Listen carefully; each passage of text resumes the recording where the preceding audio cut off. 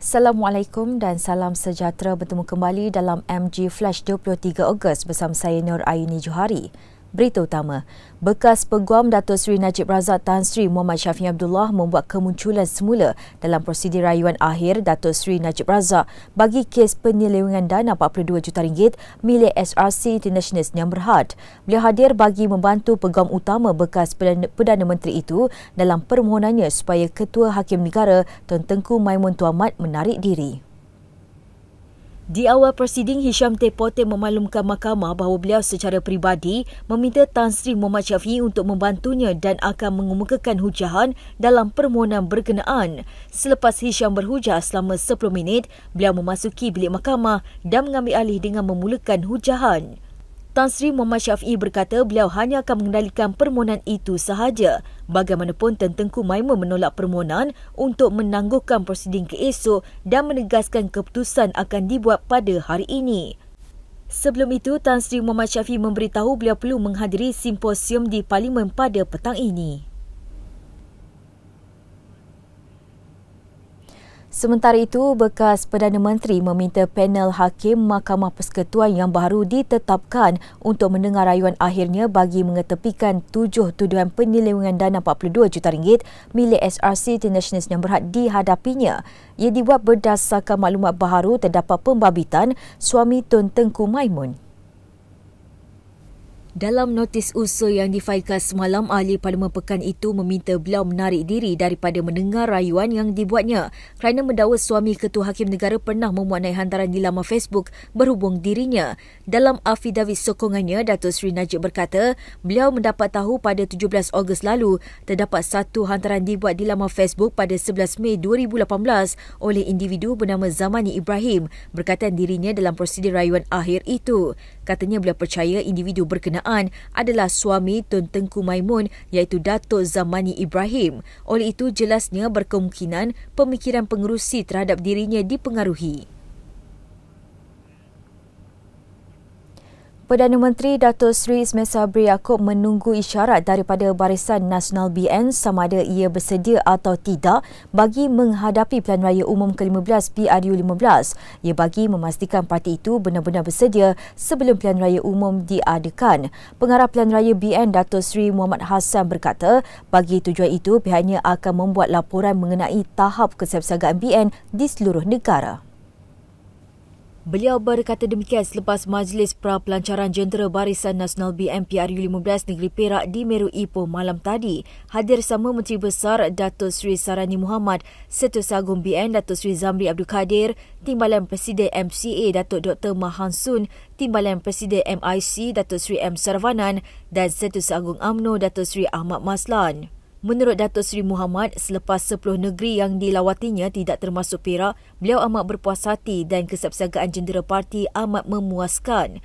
Katanya walaupun ada beberapa sudut yang perlu dikemaskan, secara keseluruhannya jentera BN sudah bersedia dan amat bersemangat untuk menghadapi PRU15. Selepas Perak, beliau akan melawat Pahang selama 2 hari mulai Isnin depan. Berita seterusnya, Sultan Ibrahim Sultan Iskandar bertitah baginda tidak akan tergesa-gesa dalam membuat keputusan berhubung cadangan kerajaan Johor untuk menukar semula cuti hujung minggu negeri itu kepada Sabtu dan Ahad. Sebaliknya, Sultan Johor bertitah baginda akan meneliti semula faktor berkaitan sebelum menetapkan keputusan. Baginda meminta supaya perkara berkenaan dikecoh atau dipolitikan. Titah baginda kerajaan negeri boleh memberikan apa jua cadangan dan baginda akan mempertimbangkannya sebelum membuat keputusan. 14 Jun lalu, kerajaan Johor dilaporkan akan mengkaji semula cuti hujung minggu pada Jumaat dan Sabtu berikutan banyak keluhan disuarakan rakyat negeri itu. Menteri Besar Dato' On Hafiz Ghazi dipetik berkata setiap pandangan berhubung pelarasan cuti hujung minggu di Johor diterima dengan baik dan akan diteliti. Seorang remaja perempuan orang asli ditemui mati dipercayai dibunuh berhampiran jalan masuk ke rumahnya di Bukit Imbam Rompin kemarin.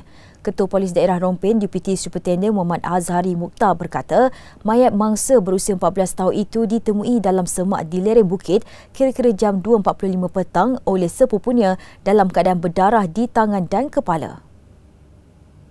Beliau berkata kehilangan mangsa yang sudah tidak bersekolah itu dilaporkan bapanya di Balai Polis Bukit Ibam selepas remaja terbabit tidak pulang ke rumah pada malam kejadian. Susulan penemuan mayat mangsa, polis klasifikasikan kes terbabit sebagai kes bunuh dan disiasat di bawah Seksyen 320 Kanun Kesesaan. Mayat mangsa telah dihantar ke Hospital Tengku Ampuan Afzan HTAA untuk proses bedah siasat bagi mengenal pasti punca sebenar kematian. Tambah Muhammad Azhari, susulan kejadian itu pada jam 7.40 malam tadi, pihaknya telah menahan 3 lelaki orang asli di Bukit Ibam bagi membantu siasatan. Ketiga-tiga suspek akan dibawa ke Mahkamah Magistrate Rompin hari ini untuk mendapatkan perintah tahanan reman. Seorang lelaki warga asing dipercayai berada di bawah pengaruh alkohol dan bertindak mencederakan dirinya ditahan polis di sebuah rumah di Desa Indah, Persiaran Paya Terubung 2, Taman Seri Relau di Georgetown pada Ahad lalu. Ketua Polis Daerah Timur Laut, SCP Sofia Santong berkata, penahanan dibuat susulan pihaknya menerima panggilan kecemasan daripada seorang wanita yang memaklumkan berlaku pergaduhan di tempat kejadian pada jam 1.57 petang. Katanya sesudah itu anggota ronda Balai Polis Sungai Nibong telah ke lokasi kejadian dan mendapati seorang lelaki warga asing dalam keadaan berikat dan berlumuran darah. Hasil temu bual awal anggota polis terhadap rakan serumahnya memaklumkan bahawa rakan mereka berada dalam keadaan mabuk yang teruk dan hilang kawalan. Tambah Sofia, lelaki itu juga telah bertindak mencederakan diri sendiri dengan menghantuk kepala ke dinding sehingga mengalami kecederaan. Bagi mengelaknya terus bertindak agresif, rakan serumahnya telah mengikat dengan menggunakan tali. Pihak polis yang berada di situ telah cuba menenangkannya serta menghubungi ambulans untuk mendapatkan bantuan dan rawatan perubatan sebelum dibawa ke Hospital Pulau Pinang. Jelas beliau lagi, hasil pemeriksaan doktor mendapati dia mengalami kecederaan ringan pada bahagian kepala dan tiada kecederaan lain.